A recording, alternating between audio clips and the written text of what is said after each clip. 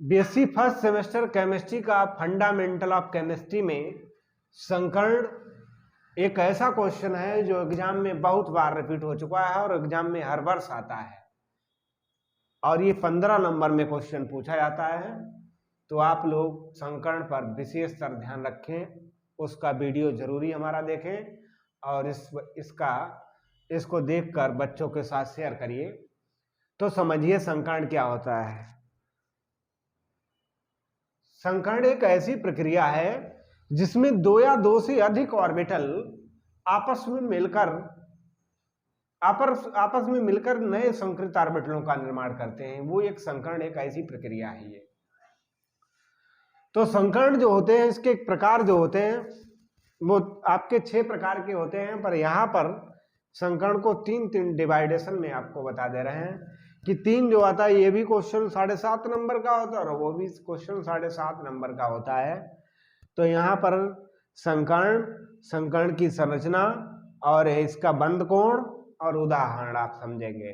English में इसके नाम लिखें geometrical structure, bond angle, example और संकर्ण के आप देखेंगे। तो एसपी संकर्ण क्या होता है दोस्तों, आज इसके बारे में आप समझिए सही से कि यस जो है एक ऑर्बिटल है और पी भी जो है एक ऑर्बिटल है। तो इसकी डिफिनेशन जब होगी तो लिखा जाएगा जब किसी एटम में एक यस ऑर्बिटल और एक पी ऑर्बिटल आपस में ओवरलैपिंग करा दिए जाते हैं तो 2 नए संकृत ऑर्बिटलों का निर्माण होता है। तो इस प्रकार के संकर्ण को क्या कहते हैं, एसपी संकर्ण कहते हैं। पर एसपी संकर्ण कहते हैं, पर 2 चीजें आपको बहुत जरूरी याद रखनी है कि एसपी संकर्ण में इसका बॉन्ड एंगल जो होता है वो 180 डिग्री का होता है और इसकी आकृति या ज्योमेट्रिकल स्ट्रक्चर जो होता है वो लीनियर होता है, रेखीय। दोस्तों इसका नाम ध्यान रखेंगे, क्या होता है, रेखीय। और इसके एग्जाम्पल को किस तरीके से समझाएंगे कि BF3, BF2 या BeCl2, beryllium difluoride, beryllium trifluoride chloride, ये आपका एग्जाम्पल है। वो आपका क्या होगा, बी इसके बीचों बीच में होगा और Cl दोनों तरफ। इसकी आकृति होती है वो डमरू के आकार की होती है। उसके बाद नंबर 2 पर संकर्ण आ जाता है sp2 संकर्ण। sp2 संकर्ण क्या होता है, sp2 संकर्ण होता है एक यस ऑर्बिटल और 2 p ऑर्बिटल आपस में जब ओवरलैपिंग करा देते हैं तो 3 नए संकृत ऑर्बिटलों का निर्माण होता है।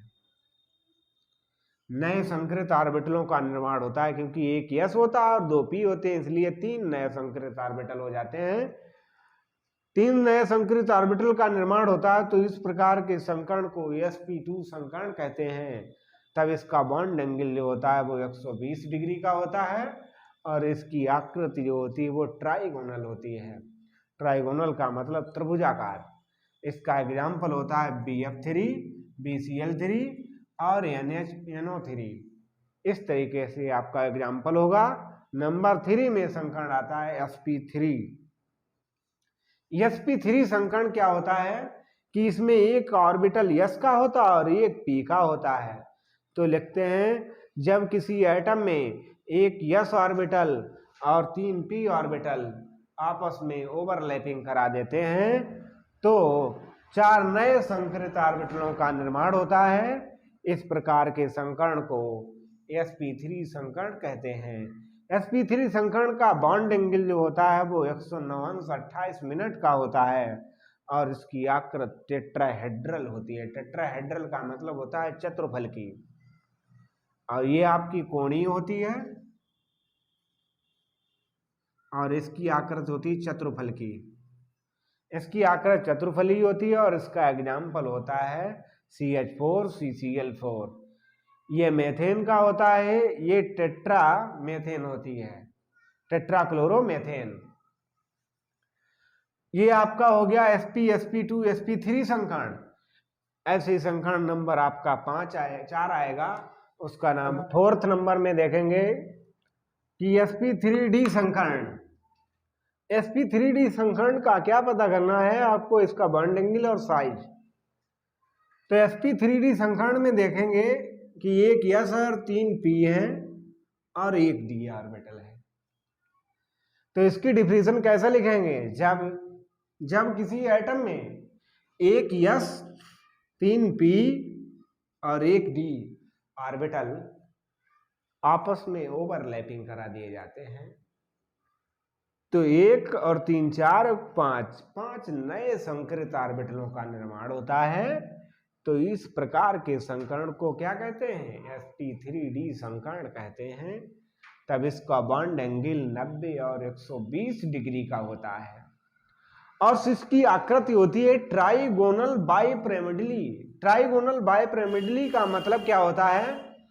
आपको एक साइड में और भी समझा रहे हैं। ट्राइगोनल बाइपिरामिडली इस टाइप की भी आकृति होती है,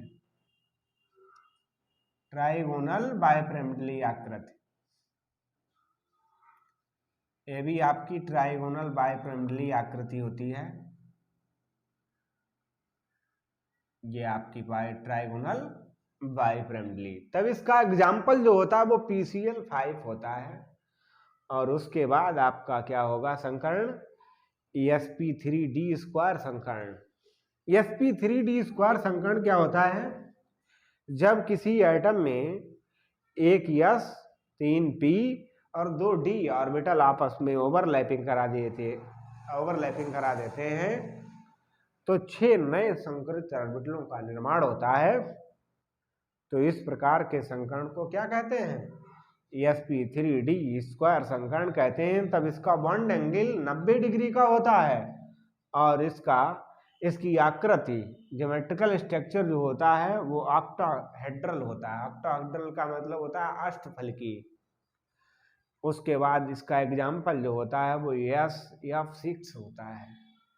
नेक्स्ट क्वेश्चन आपका नेक्स्ट नंबर आता है 6, sp3d क्यूब संकरण। sp3d क्यूब संकरण में एक s 3 p और 3 d ऑर्बिटल। इसमें क्या होता है? जब किसी एटम में एक s 3 p और 3 d ऑर्बिटल आपस में ओवरलैपिंग करा दिए जाते हैं तो 7 नए संकरित ऑर्बिटलों का निर्माण होता है। तो इस प्रकार के संकरण को क्या कहते हैं? sp3d क्यूब संकरण कहते हैं। तब इसका बॉन्ड एंगल 72 और 90 डिग्री का होता है और इसकी आकृति पेंटागोनल बाइपिरामिडली होती है, पंचभुजी जिसे बोलते हैं। और द्विपिरामिडली का मतलब द्विपिरामिडली होती है। तब इसका एग्जाम्पल IF7 का होता है।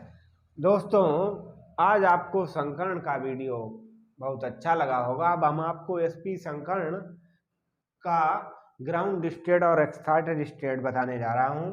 तो बहुत अच्छे से बच्चों समझना कि देखिए sp संकरण को किस तरीके से एक्सप्लेन करेंगे। sp संकरण जिस तरीके से आप सॉल्व करेंगे उसी तरीके से आप सभी संकरण को सॉल्व कर सकते हैं।